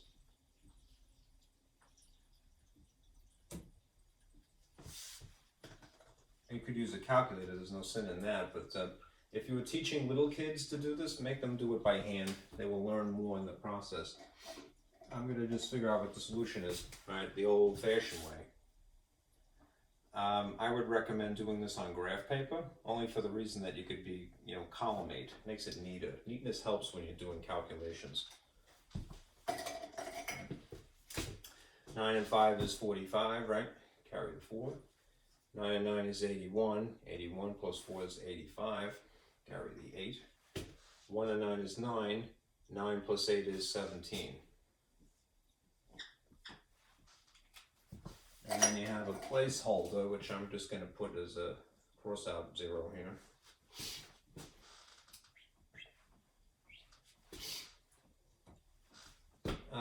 One and 5 is 5. 1 and 9 is 9. 1 and 1 is 1. And you're going to add, of course. Let's see, 14. Oh, pardon me, I'm sorry. What are the one things? 5 and 0 is 5. 5 and 5 is 10, carry the 1. 8 and 9 is 17, carry the 1. 1 and 1 is 2 plus 1 is 3. There are a total of 2 decimal places to account for, so the exact answer is $37.05. The estimated answer is $40, right? They're pretty close, right? So this is a good estimate, right? It's not too drastically different from what the exact answer would be. And yes, again, you could certainly use a calculator for this. You don't have to reinvent the wheel. But I'm just going through this thought process because I want to impress upon you if you're going into the field of teaching, right, especially little kids, right, don't spare them this exercise. They need this mental exercise. To physically write something will help them learn it. Right? Anyhow, this is a good estimate because it is close. So good. And it wasn't too inconvenient either. Right? Okay. Let's do another.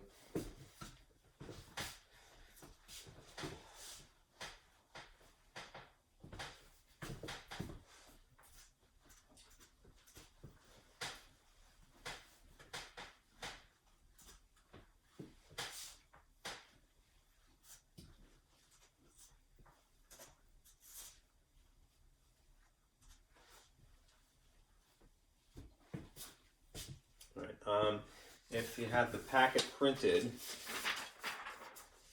you'll see example 2, right? This is a good exercise in, just rounding to different places and seeing what the difference is, the end result, right? For the sake of conciseness, let me just write the instruction abbreviated, right? And we're going to round to 2 different places. In the case of example 2, this is what this is. Right. Round to, it says the nearest 10 cents, which is code for the 10th place. Right. If they say round to the nearest dollar,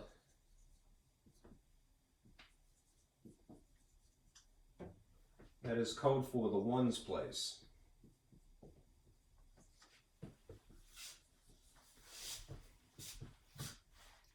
Right. Now, based upon the description that you would see in this problem, right, I'll try to keep this consistent here. A person buys a rug, right, and the rug is $15.89, it looks like. And then they buy toothpaste, and that's $1.49. And they bought diapers,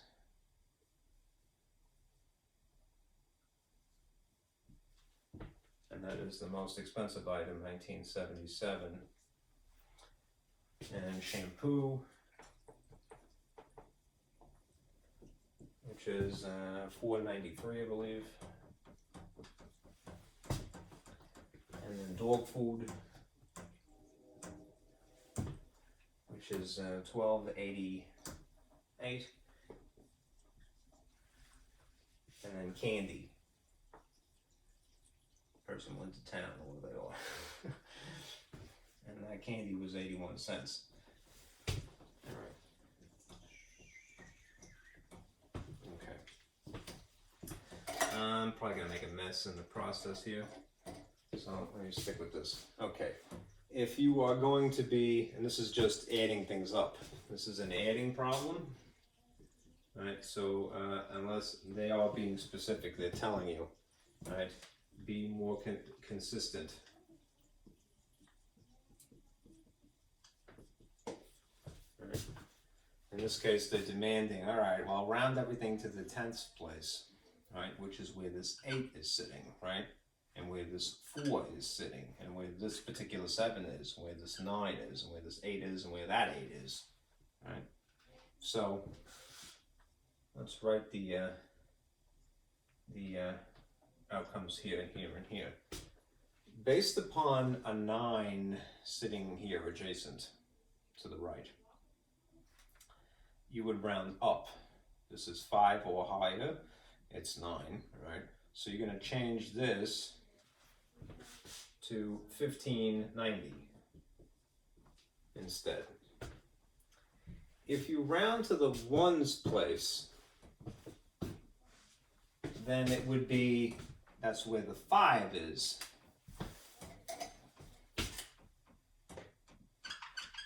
Right? And then you would have to make a judgment call based upon 8. It is still going to end up being rounded up because, you know, this is 5 or higher. So it's 8. So you're going to end up changing this to 16. Which means that in this case, you're going to get 16.00. I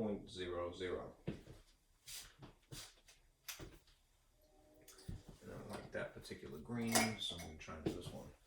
All right, just to expedite a little bit here. Based upon 9 here, all right, rounding to the 10ths place. Right? 10th place is 4, so this will change to 5, 1.50.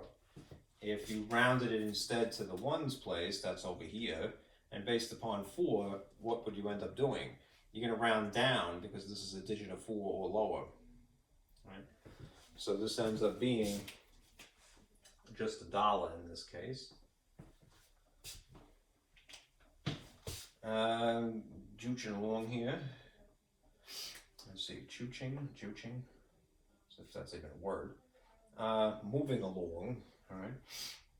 Based upon 7, this would be 1980. All right. And if you round to the ones here based upon 7, there's an interesting thing that happens in this case. For the sake of clarity, let me write it over here. In this case, if you round 19.77 to the ones place, that happens to be where the 9 is already. All right. You would look at the 10th place in order to decide how this is affected. Because it is a 9, and that's the maximum for a single digit wide pocket, right? You would round up, but that would make this 10, and that in turn would encroach upon the hundredths of the tens place over here. So 1 higher ends up being 20.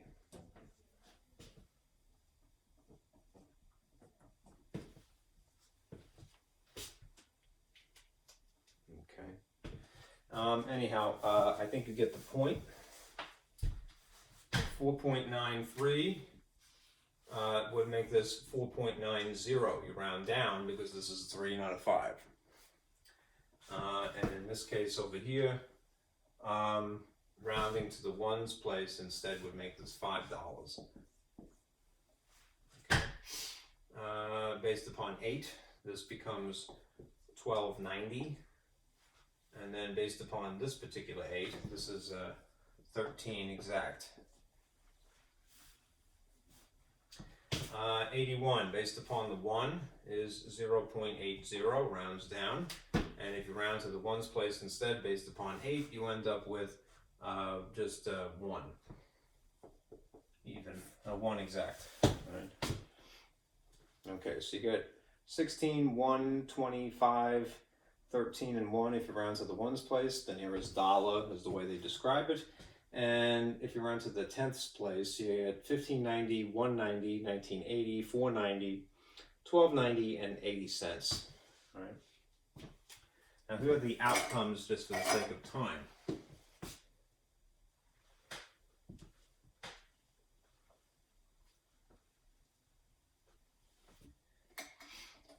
In this case, adding all of this together, you would get $55.80. And in this case, the nearest dollar, although it would be a little bit easier because you don't have change, just have whole numbers technically, you end up with exactly an even $56. Right? Now, I'm going to put the exact answer right smack in the middle here.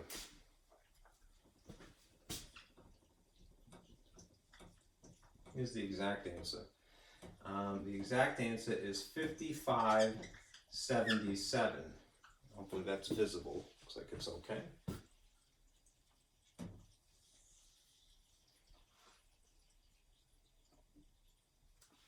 Let's compare these.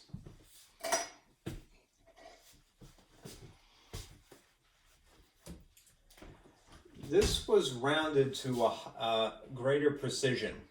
Because this was rounded to the nearest tenth place, 10 cents,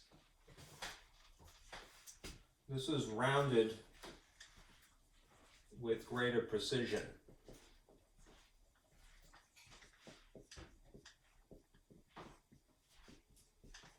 Right? And therefore the result was more accurate, meaning it was more close to the correct exact answer. And you can see that the proof is in the pudding here. This is 5580, and the exact answer is 5570. Rounding to with a greater degree of precision is never a bad thing, right? But it isn't as convenient. That's the trade-off, right? Right? If you want to be very, very convenient, you're going to be less accurate. This is rounded with less precision.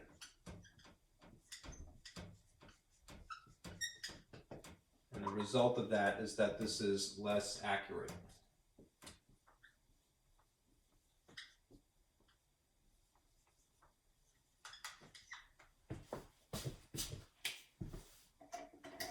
Versus a more accurate outcome. Right, you could see the benefit. This is a little bit easier because in theory they're all whole numbers, right? Yeah, you could use a calculator and then you could say, who cares, I'll just do it one way or the other. But if the whole point of an estimate is to make something convenient for you, right? To not have to have a calculator. Rounding to the tenths place is a greater degree of precision. Right? Tenths. Like a lisping. And the purse. Okay.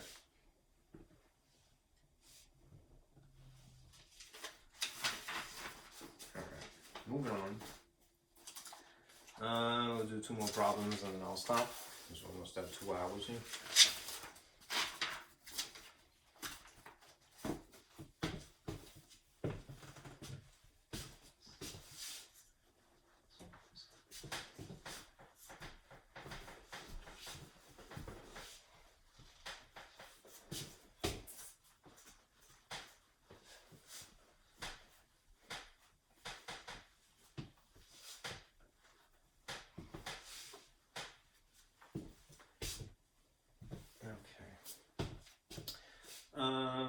Just words of the wise. Sometimes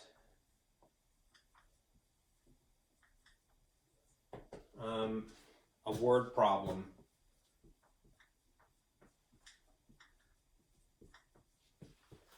requires a formula.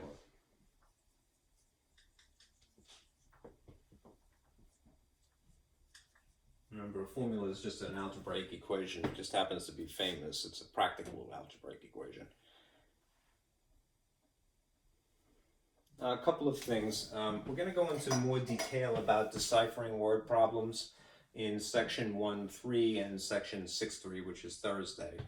All right, but just for right now, this is useful. All right, whenever you see the word is, right, associate that with an equal sign.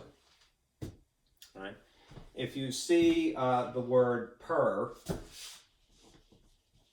just realize that this is referring to something called a rate.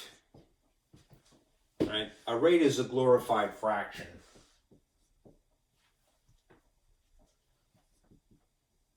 But it's a fraction with units. And its job is basically converts units from the top thing to the bottom thing and vice versa. The kind of problems that you would see in the most immediate homework involve rates without them specifying that. Anyhow, here's some good rates that you should know.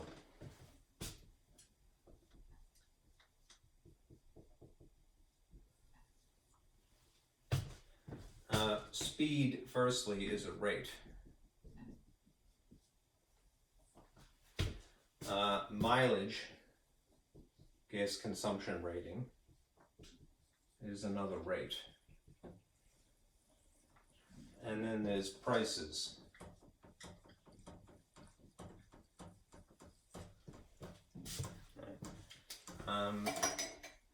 At their core, this is what they would involve.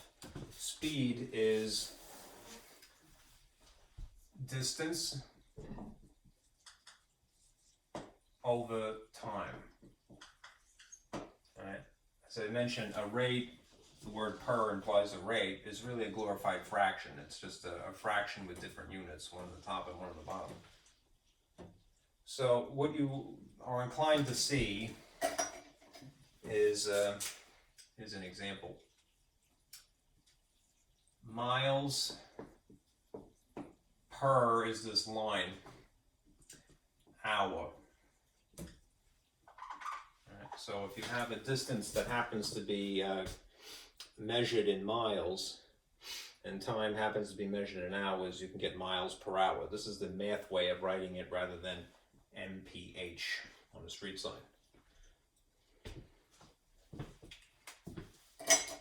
If you're talking about gas consumption rate, otherwise known as mileage, it is a similar rate in that it involves a distance. But the bottom figure is a volume, technically. So what you will probably see in context is miles, and then this line again is per, and then gallons.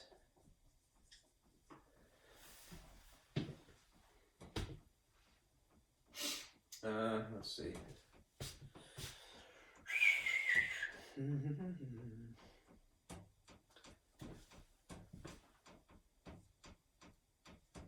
That line is per. That's a symbol. Green, I hope you cooperate. Since we're talking about money anyway, green would be appropriate, right? When we're talking about the value of something, it's always so faint. Over a unit of some sort. This varies depending upon what the item is. So I'm just going to use a generalization, the word unit. There's a crummy green. In context, it's usually dollars, right? At least in so far as the United States is concerned. So if you see dollars, it would be on top of, say, gallons. Or something like that. Incidentally, when you're using the symbol for dollar, the symbol for dollar is supposed to be in the front of things, not in the back of things. I know that people tend to write them that way, but that isn't correct, right? I don't know why, because every sign that I've ever seen prices, they always put dollars in the front. Now you might go, well, hey, how come it's a unit, right? It's not a measurement though, right? It doesn't take a tool to measure dollars, you count it, it's different, right? If you involve some kind of a tool, like a ruler, all right, then you would put the unit in the back, all right? It's a technicality. And, don't do that. Put the dollar in the front, all right? Put centimeters or whatever in the back. Okay.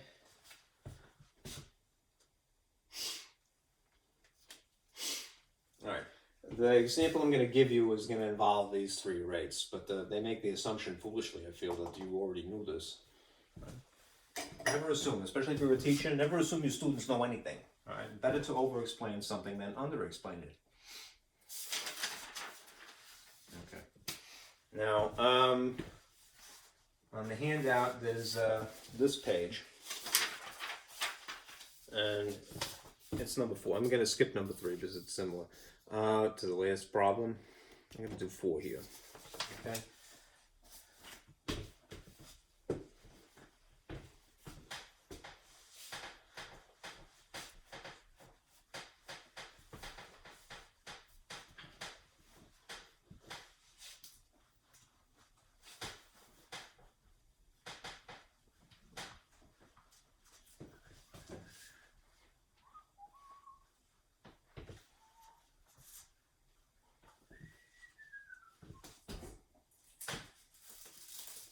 Don't do that.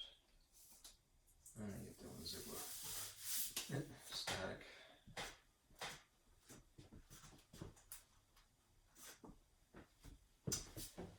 Let's see. Just by, what do they call it? A triboelectric effect. When you combine different substances and you rub one another, it produces static electricity. All right, I have my little eraser here from rubbing on this acrylic plastic has charged the surface here, which is probably not good. Not getting hurt or anything like that, but now I gotta clean it. It was dopey of me, I shouldn't have done that.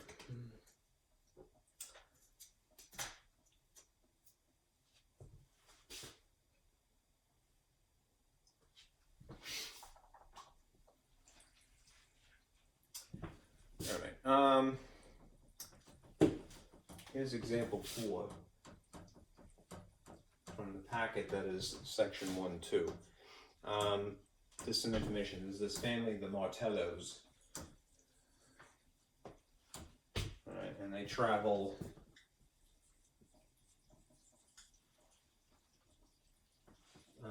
1,276 miles. All right, and then there's a part A. And then there's a part B, and then there's a part C. And each one of them will involve basically one of those 3 rates. The last one is the most complicated. Put this here. The description of A is if it takes them 19.9 hours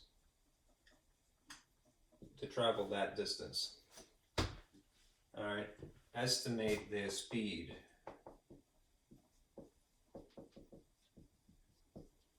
All right. Side note, this is a division problem, right? So if you're left to your own devices, that is, they don't specify a particular place, right? Make a judgment call for yourself. It would probably be more, you want to divide conveniently, that you don't get remainders and stuff like that. Anyhow, here's the formula. I'll put it here just to save myself the trouble. Speed is a distance over time. So in this particular problem, the distance is 1276 miles, and just abbreviated, and the time is 19.9 hours.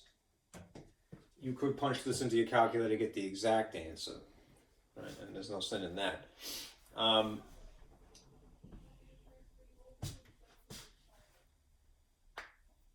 What I would advise you to do is start with the divisor, this figure here. Decide how you're going to round that in the according to the rules of rounding, and then that would decide how you would round this for the sake of convenience, the top figure, because you would want, when you're doing a division problem, for it to be easy on you if it's an estimate, right? It's going to work out either way, just dumb luck in this problem, but they don't specify a specific place. So if you rounded this to the tens place, based upon 9 here, this would be about 20. If you rounded this to the hundreds place, based upon a 7 here, this would be 1300. So if you have basically 1300 sitting on top of 20, you're going, as long as you're getting something that is divisible, that is, it divides nicely, there's not going to be some decimal, there's not going to be a remainder. All right, this is both convenient and also good rounding. There's some tricks you can pull, right? You could, if you see a pair of zeros, the relationship is the same as if you're just dividing these figures. And then you just have this, 2 into 130. 2 goes into 13 roughly 6 times, which is 12. The difference is 1. And 2 goes into 10 exactly 5 times. So your speed is approximately 65 miles per hour.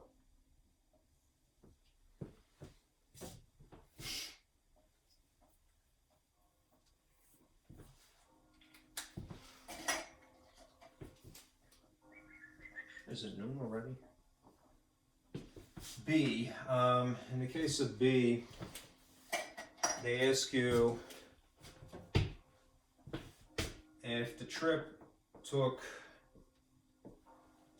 52 gallons,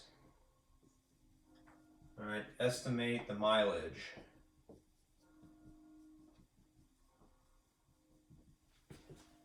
All right. Remember the mileage formula, gas consumption rating is equal to the same distance, but you're dividing by gallons instead of time. So the distance, you could stick with what you had, which is 1300, was what it was rounded to. And if you superficially rounded or quickly rounded this to the tens place based upon 2 here, all right, you would round that to 50. All right, working with nice round numbers, hardy har har, all right, is to your advantage. It's more convenient. Why? Because you can pull that trick, right? This is a mental math skill, they would say. It's basically simplifying as if it was a glorified fraction, dividing by a GCF, a greatest common factor of 10, but without consciously thinking about it. Anyhow, pair of zeros, and you could do this indefinitely, would leave you with the same relationship using smaller figures. So what is 5 into 130 instead? You would get the same answer. All right. 5 goes into 13 roughly twice, which is 10, right? And the difference is 3. I'm going to carry the 3, short division. And 5 goes into 30 exactly 6 times, which means that your mileage would be about 26 miles per gallon. Right? The math style of writing it, rather than MPG, right, which is the way they kind of tend to write it on in car magazines and things like that.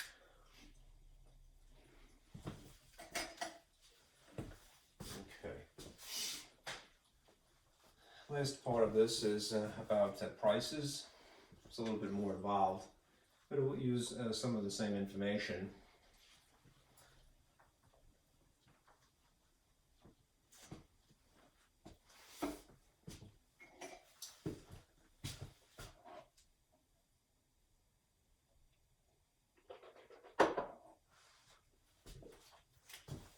Part C is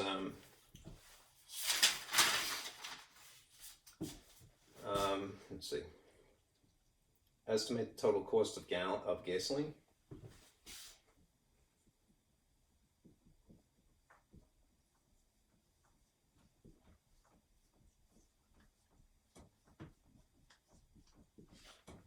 If the price per gallon is, what does it say?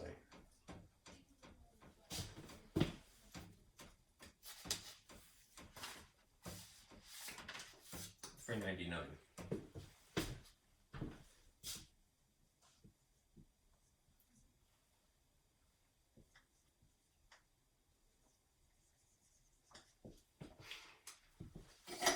Okay, some of this I you will take information from the last problem to answer this.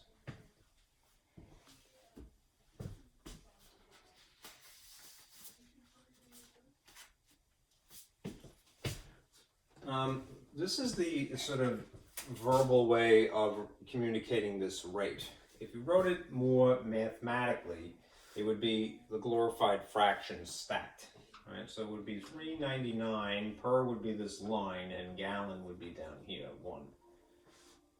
You don't have to write 1 if you don't want to, or the dollar sign technically. Right? That is 1 gallon. Right? So if you multiply this by 1 gallon, the unit down here and up here would cancel, and you'd just be left with $3.99. But these people actually spent, in terms of spent gasoline, they spent 52 gallons. So if you wanted to find the total cost, it would be not multiplying by 1, it would be multiplying by 52 instead. Right? This is also an estimate. So what you would do, especially for the sake of a multiplication problem, is round the parts to make it easy on you, right? If you see something like 399 and they didn't specify, I would round it to the ones place. So based upon 9 here, this is about $4 per 1 gallon. And we already established before, the 52, that's about 50. So what's 4 times 50? Gallons cancel. 4 times 5 is 20. 20 with an extra 0 attached is 200. So it would cost them $200 total.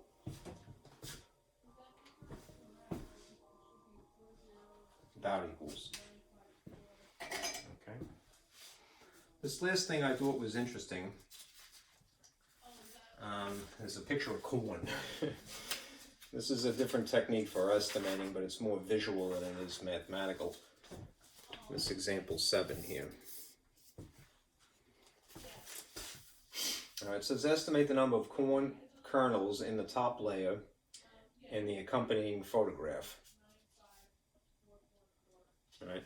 So what is suggested is that rather than sit here and count all of these kernels, which would be quite tedious, if you purposely break this up into smaller areas that are uniformly spaced, as long as you choose one of these boxes that seems to be representative of anything else, they're a fair representation of the whole, then you could just count the individual kernels in one box and then multiply by the area. So in this case, somebody took it upon themselves, all right, to basically maybe count this particular box right here in the corner, and they established that there's 18 kernels. So then it's 18 times the total area. How many boxes are there? 1, 2, 3, 4, 5, and 1, 2, 3, 4, there's 20. So they would establish it as being, it's like 18 times 20. All right? All right. So you have like, it was 18 times 20, 360. They're estimating that there's 360 individual kernels without counting each individual one. It's an estimation technique. It's just less mathematical. Well, not really less mathematical. It's less. Perhaps I should say less algebraic. All right. So just something to think about. All right. Anyhow, that is that. All right. We're at 2 hours and 10 minutes on this video. So let me put this away. Let me just cue you in on what you should be doing for homework, and then I'll stop for today.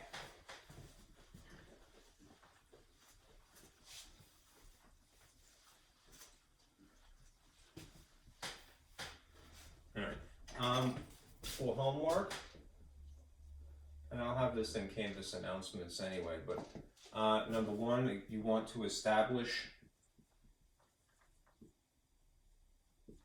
a MyLab account. All right. Make sure that you use the appropriate course, the one that you were in, right?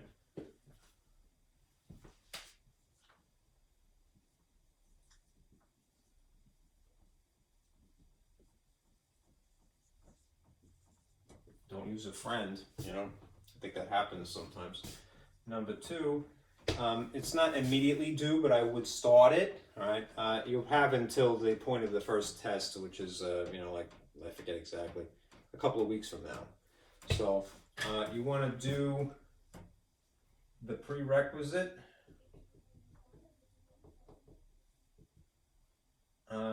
section 1.1 and section 1.2 for homework, right? Do those problems. You don't have to do them all in one sitting, but start them. All right, the prereq is usually pretty easy. All right, and don't, please, whatever you do, don't wait until the end of the semester to start doing them. It will clobber you. All right, all right, all right. I'll see you again on Thursday for this class. All right, be careful out there.